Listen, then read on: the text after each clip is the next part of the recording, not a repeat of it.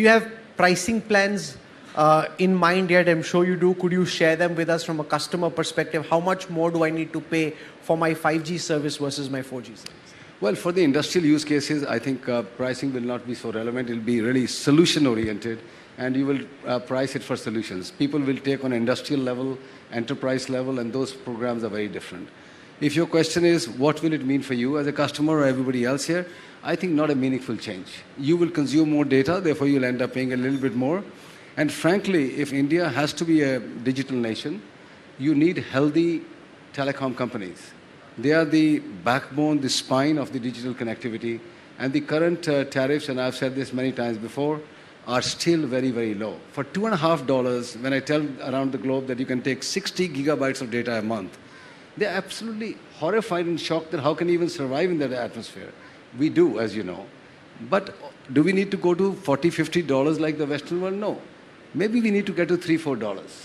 And if 5G can do that, it will only make the industry more sustainable, be allowed to sort of put more money into innovation and investment, get more use cases faster. And I think there'll be a very small cost to pay.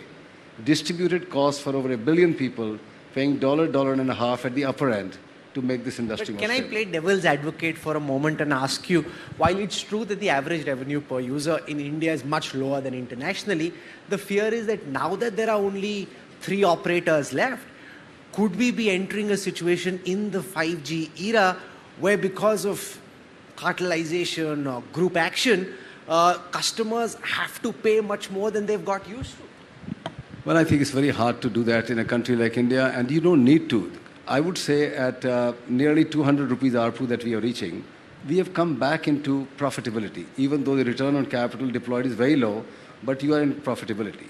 So if you get another $1, I think that will do the job. That's all you need. And even in that, you will have a pack of 100 rupees at the low end. So a common man can just pay 100 rupees on 5G and still be connected and have a reasonable amount of data.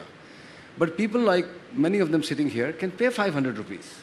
I don't see any reason why you need to subsidize across the whole bandwidth of spectrum or spectrum of customers to make it at a point where it hurts. We know why we went down on the pricing.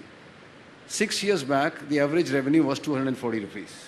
We are below that 6 years later in real terms, not in nominal terms, which is odd. Costs have gone up, diesel has gone up, electricity has gone up, equipment has gone up, dollar is at 80 rupees now. So everything is against the industry's cost structure, yet we are not even at the same pricing as we were 6 years back.